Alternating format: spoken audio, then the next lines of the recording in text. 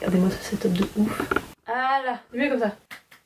Your PC ran into a problem and needs to restart. Putain. Le concept du jour, c'est très simple.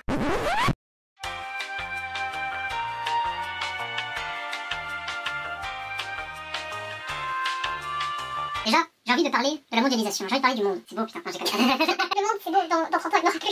Eh ben non, dans 20-30 ans, il n'y aura plus. Quel est un élément clé, essentiel à la circulation, me diriez-vous? Eh ben je vous dirais, les ponts. Les ponts, en effet, les ponts, c'est le lien, c'est l'union entre plusieurs pays, plusieurs îles, plusieurs péninsules. Moralité, le thème d'aujourd'hui, ce sont des anecdotes de ponts. Plutôt sympathiques, plutôt croustillantes, qu'on va pouvoir déguster aujourd'hui. Mais tout à fait, amis.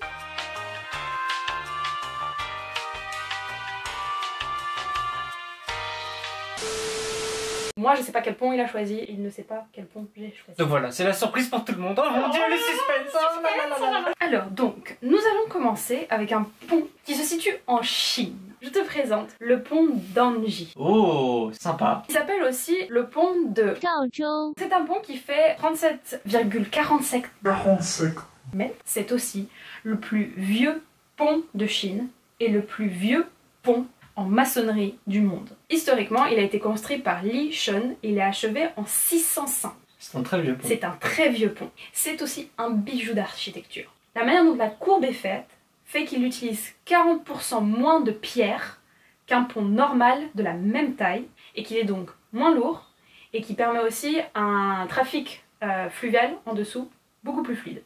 Il a une hyper grande importance, aussi bien dans sa géographie que dans son histoire, à l'époque où il a été créé, sous quelle dynastie. Mais moi je préfère te raconter la légende qui entoure sa construction. Oh. L'histoire raconte que l'ingénieur Lu Ban, qui est maintenant référé comme le dieu de la maçonnerie et de la charpenterie en Chine, a construit le pont en une seule nuit afin d'aider les habitants à traverser la rivière qui à l'époque était très turbulente. La nouvelle arrive aux oreilles de Zhang Guolao, qui est un des 8 immortels, et il décide donc d'aller visiter ce pont légendaire avec son compagnon Shai Rong. Pour tester la solidité du pont, Zhang Guolao décide de cacher dans les sacoches de sa mule le soleil et la lune. Le pont résiste. Il demande donc à Lu Ban, l'ingénieur, si le pont peut supporter le poids de 2 personnes. Lu Ban, il est super offended, et il répond qu'il ne comprendrait pas pourquoi ce ne serait pas le cas. Zhang Guolao demande à Shai Rong, son compagnon, de traverser le pont avec sa charrette. Sauf que dans la charrette, il y a les 5 montagnes sacrées de la Chine. Le pont commence à trembler sous le poids des 5 montagnes sacrées du soleil et de la lune. Donc Lu Ban est obligé de sauter par-dessus le pont et de maintenir le pont pour que Zhang Guolao et Shai Rong puissent traverser. Le pont tient bon. La légende a laissé des traces sur le pont d'Anji. On pourrait y voir les empreintes de la mule de Zhang, les sillons creusés par la charrette de Shai Rong et les traces de ses genoux à cause du poids des 5 montagnes. Et enfin, la marque de la paume de la main de Lu Ban qui a soutenu le pont du côté pour permettre au soleil, à la lune et aux 5 montagnes sacrées de la traverser le pont. Franchement, c'était une très belle histoire, très recherchée. Moi, ça va vraiment durer genre 3 secondes. Dans l'introduction, on avait commencé par dire... Les ponts, c'est le lien, c'est l'union entre plusieurs pays, plusieurs îles. Et j'ai trouvé qu'un des bons exemples à présenter, tout d'abord, serait le canal de Suez en Égypte. Donc on l'appelle... J'ai perdu la page. Le pont d'El-Kantara. Et c'est un pont à haubans qui enjambe le canal. Il mesure 3,9 km de long. Oh. Il a été construit entre 1992 et 1999 et a coûté 22 milliards de yens parce que c'est le gouvernement japonais qui a payé pour la construction de ce pont. Encore une fois, la mondialisation, les ponts en Égypte, ils sont pas forcément construits par les Égyptiens quoi. Et c'est un pont qui ne respecte pas les limitations de hauteur. Normalement, il ne devrait pas dépasser 65 mètres de haut et il fait 70 mètres de haut. Mais c'est parce que vu que c'est le canal de Suez et qu'il y a des paquebots et des bateaux énormes qui passent, ils étaient obligés. Et ma dernière note, c'est t'es moche, tu pues. Le pont d'Alcantara, bah dis donc. C'est la liaison entre le continent africain et le continent eurasien, comme on dit. Eurasien. C'est très bien que tu aies présenté ce pont qui est la liaison entre le continent africain et le continent eurasien. Ce pont-là, il se situe au Yémen. Si je te dis le pont des soupirs, tu me dis il se trouve où? Le plus connu est à Venise. Ah, mais d'accord. Il existe un autre pont qui est aussi surnommé le pont des soupirs et qui est lui aussi construit au XVIIe siècle. Son nom c'est le pont de Shahara qui est situé à 140 km de Sanaa, la capitale du Yémen. Le pont ne fait que 20 mètres. C'est un petit pont. Mbappé. En fait c'est un pont qui relie 2 montagnes et à l'époque, avant que le pont soit construit, il fallait que tu descendes tout fond de la gorge Il fallait que tu regrimpes et que tout tu le- remontes pour passer de la montagne d'à côté. De 1, c'est pas pratique, et en plus c'était hyper dangereux. C'est pas la raison pour laquelle je te parle de ce pont aujourd'hui. Parce que le pont de Shahara est un pont qui est construit pour être détruit. Le pont de Shahara a été reconstruit pour repousser l'invasion des Turcs ottomans qui avaient déjà envahi la cité de Shahara au XVIe siècle. Le pont est donc l'une des uniques entrées de la forteresse et est conçu pour s'écrouler en quelques minutes sous le poids des troupes des envahisseurs qui feraient donc un plongeon de 200 mètres dans la gorge du fond. C'est une bonne strat. Le pont peut s'écrouler à tout moment s'il y a trop de poids dessus. Voilà. On va faire du saut à l'élastique mais sans élastique. Ce qui me permet de faire ma transition. Oh là là! Moi je me suis dit, je veux des ponts qui battent tous les records. C'est le record du nombre de morts en saut élastique? Non. Et il se trouve que ce pont, le pont de Blukran ou Blukrans, je ne sais pas comment prononcer, Blukrans. il se situe en Afrique du Sud. C'est le pont où l'on peut faire du saut à l'élastique plus haut du monde. Il est à 216 mètres de haut. La chute que tu fais quand tu sautes, elle est de 8 secondes. Donc t'as bien le temps de enjoy. Tu dois faire le saut à l'élastique, pas sur le pont, puisqu'il y a beaucoup de trafic. Tu dois aller en fait sous le pont, dans les arches pour sauter. Oh, c'est génial! Et il y a seulement 80% des gens qui ont survécu. Non, je déconne. Non, qui ont vraiment sauté, parce que les autres, ils avaient pas les couilles. Et comme petite anecdote, il y a un prince qui a déjà sauté de ce pont. Exactement, le prince Harry. La dernière petite anecdote qui m'a bien fait marrer, c'est que ce pont est pratiquement identique à celui dans les gorges du Verdon que tu as fait, du saut à l'élastique là-bas. Je sais pas si te reste encore la vidéo de toi en train de sauter. Faut que je la retrouve. J'ai les photos mais j'ai pas la vidéo.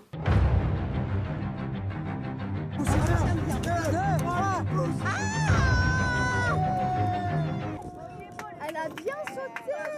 Elle a classe. Oh là là, elle a la classe là. J'ai appris la différence entre un pont suspendu et un pont haubané. Pourquoi tu te marres? Il a dit sus. Bref, donc le pont dont je vais te parler est le pont Octavio Frias de Oliveira qui se trouve à Sao Paulo, au Brésil. Le pont, il a 2 tabliers qui se croisent et se courbent, et donc les câbles aussi se croisent. Et c'est le seul pont à posséder ça. Et c'est assez marrant parce que franchement, je verrais ce pont dans la vraie vie sans connaître toute cette information, je ferais ah cool.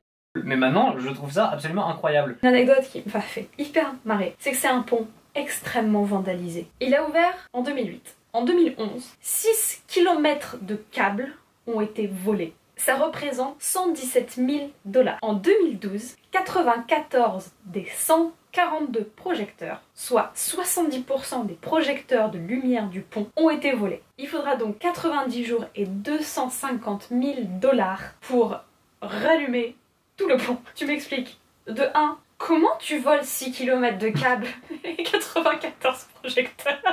Et 2, pourquoi faire? Le mec du jour au lendemain qui arrive à voler 94 projecteurs sans que personne s'en rende compte, c'est un génie. Mon pont s'appelle le Ponte Vecchio. Vecchio. Vecchio, tu sais de quel pont je parle? Oui. J'avais dit que je voulais rester dans les records. On est sur le plus vieux pont d'Europe. Donc c'est un pont médiéval qui enjambe le fleuve Arno. Il fait 30 mètres. Sa première construction était d'abord déjà en bois et remonte à l'Empire romain. Il est apparu pour la première fois dans un document en 996 et avait une histoire assez mouvementée. Il fut détruit par une inondation en 1117. Ensuite, il a été reconstruit en pierre, mais ça s'est recassé la gueule en 1333. Et donc en 1345, ils l'ont encore reconstruit parce qu'ils en avaient besoin, tu vois. Et tout s'est bien passé jusqu'à la Seconde Guerre mondiale où tout s'est encore bien passé. Parce que tous les ponts de Florence ont été détruits, sauf celui-là. C'est à la fois un pont, mais c'est aussi une rue piétonne parce qu'il y a une galerie marchande sur le pont. Et donc aujourd'hui, le pont, il a des magasins, c'est une attraction touristique. Originellement, là-bas, c'était des bouchers. Maintenant, c'est plus des magasins de bijoux. Et petite anecdote, on dit que le terme banqueroute vient de là. Lorsqu'un marchand ne pouvait pas payer ses dettes, la table sur laquelle il vendait ses marchandises, qui s'appelait banco, était brisée, roto. Et le processus était appelé banco-roto, table cassée. Ah, c'est hyper intéressant. C'est hyper intéressant. Moi je veux bien en faire un autre tout de suite après. D'accord. Parce que c'est encore sur le thème des plus grands, des plus forts, de viser la grandeur. Et ben je vais te parler du Highline 179. Alors là tu me fais, mais c'est quoi le Highline 179? Ça se situe en Autriche et c'est le pont suspendu le plus long du monde. à 402 mètres de long. Théma, frérot, le pont de la mort. Il peut supporter 500 personnes. Ah ouais, quand même. Techniquement, la limite avant que le pont se pète la gueule, ce serait 1000. Mais ils n'ont pas envie de mettre 1000 personnes pour Donc ils ont eu tester. la moitié. Donc ils ont pris la moitié pour se dire au moins là on est safe. Il a été construit plutôt récemment, en 2014. Il fait partie en fait des endroits assez intéressants d'Europe moderne. Il propose une belle vue sur la Reuth et c'est aussi un pont qui relie les ruines du château d'Ehrenberg et le fort Claudia. Et je trouvais ça assez intéressant parce que du coup ça donne accès à d'autres cultures. Moi, je vais te présenter mon 4e pont, qui est le pont de Chiloé. Chiloé, c'est une île qui se situe tout proche des côtes du Chili. Et donc, le 25 mars 2005, le Moniteur publie un article intitulé « Le plus grand pont suspendu d'Amérique du Sud ». On y lit « Le pont de Chiloé, long de 2634 mètres, sera le plus grand pont suspendu d'Amérique latine et le premier de ce type à double travée suspendu. Il est aussi appelé le pont du bicentenaire en commémoration du bicentenaire du Chili en 2010. Je vais maintenant te montrer une photo du pont. Comme tu peux le voir, le pont n'existe pas. Il y a strictement 0 pont sur cette photo. Parce que la construction a dû commencer en 2007 et se terminer en 2012 avec un budget de 410 millions de dollars. C'est que les travaux, ça coûte cher, toujours des retards. Donc le gouvernement chilien avait prévu quand même 607 millions de dollars pour couvrir les coûts du pont. Sauf que en 2006, ils annoncent qu'il y a une bourde de 520 millions de dollars dans le budget des travaux. Et donc le pont coûterait 930 millions de dollars à construire. Et là, le gouvernement chilien, il a fait non, stop, pas d'argent. Donc la présidente à l'époque, Bachelet, a décidé d'investir dans les infrastructures de l'île de Chiloé à la place d'investir dans le pont de Chiloé. En 2009, on essayait quand même de refaire vivre le projet en changeant le design. Au lieu d'un pont suspendu de 2635 mètres, ce serait un pont à haubans de juste 1100 mètres, et ça marche toujours pas. Et en 2012, c'est le président Piñera qui essaye de relancer une fois de plus l'appel en faisant ce qu'on appelle un appel d'offres à l'international. Mais tu vois que depuis 2012, les travaux ils ont pas franchement avancé. Donc je t'ai présenté le pont de Chiloé, pont qui n'existe pas et qui a à peu près 3 x 4, 9. 16 ans de retard sur les travaux. Eh bien écoute, je trouve que c'est une mécanique très intéressante de présenter un pont qui n'existe pas.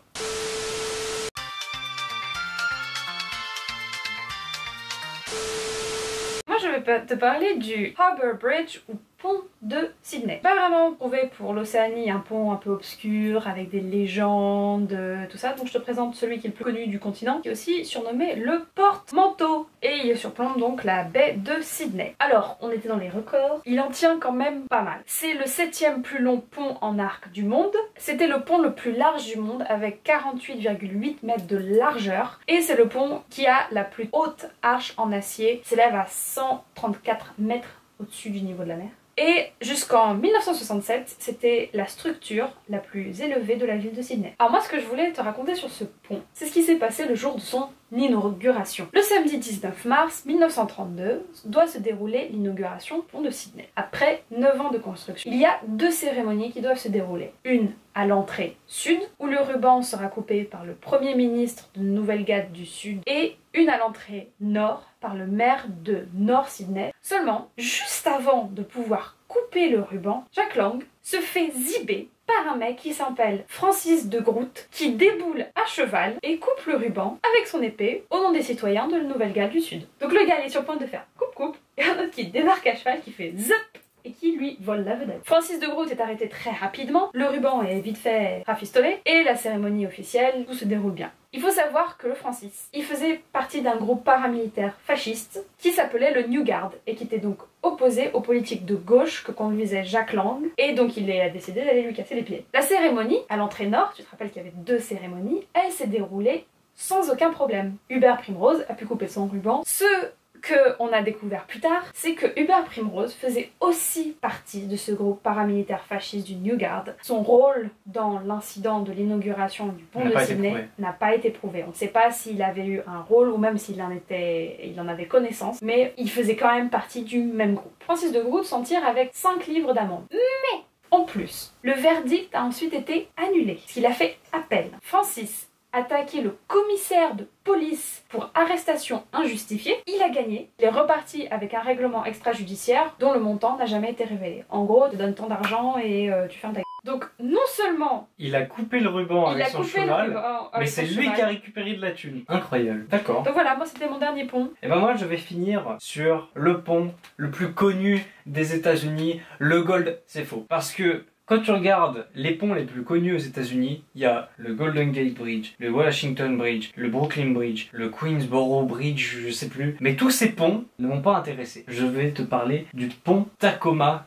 Narrows. C'est un pont qui a été construit en juillet 1940 dans l'état de Washington. Et pour les petits physiciens qui regardent cette vidéo et qui étaient au lycée, vous savez exactement de quel pont je parle. Parce que 4 mois plus tard, ce pont s'est totalement écroulé par un phénomène totalement incroyable. Je te propose de regarder la vidéo. Oh, il y a une vidéo.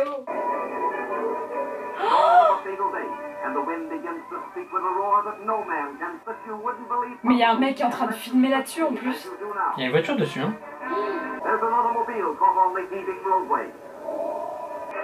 Oh, c'est trop bien. Il y a un câble qui va... Oh, c'est incroyable. Putain, les mecs, ils ont pas l'air plus... Putain, ils s'en battent les couilles. Alors que vraiment, le pont, il est en train de faire un twerk. Il y a un mec. Il y a un mec. Mais il est fou. Ah, mais c'est le gars de la voiture. Sûrement.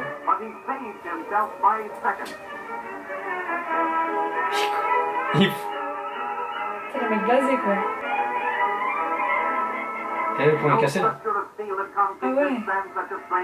Et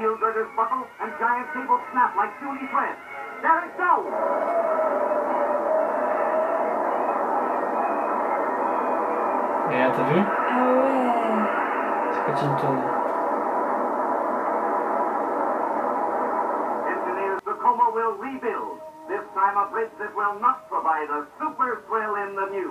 Et je sais plus comment expliquer ce phénomène. Je pense qu'ils ont vraiment fait de la merde au niveau des calculations de leur pont. On a fini, je dirais, en beauté sur ce petit bijou de vidéo. Sur cette image d'archive là. Eh bien je pense qu'on peut dire qu'on a terminé et j'ai trouvé toutes ces anecdotes de pont, ma voix très intéressante. Tu les as trouvées fantastiques. Tu n'en peux plus. Si vous aimez ce concept de nous qui parlons d'anecdotes, de choses du quotidien, qu'on ne penserait pas qu'il y ait des anecdotes aussi croustillantes derrière, dites-le nous en commentaire ou envoyez-nous un message sur nos réseaux sociaux. Et n'oubliez pas, mangez sainement pour ne pas être en surcharge pondérale. Bon, qu'est-ce que les ponts d'intéressant, c'est pas ouf, mais en réalité... C'était beaucoup plus intéressant qu'on le pensait. C'est du paoufisme, mais fait avec de la qualité. J'espère que vous avez enjoy la vidéo. N'oubliez pas de vous abonner, de me suivre sur les réseaux sociaux, de mettre un like, de laisser un commentaire. C'était un concept pont ouf. C'est génial. On fait des bisous et... à pont. Mais c'est nul ça. Concept. Ouais, concept. Bang. Ouais, on fait un concept. Un concept pas ouf du tout. Concept. Concept. Concept. Ouais. Ouais, on fait un concept. Un concept pas ouf. C'est un peu nul quoi.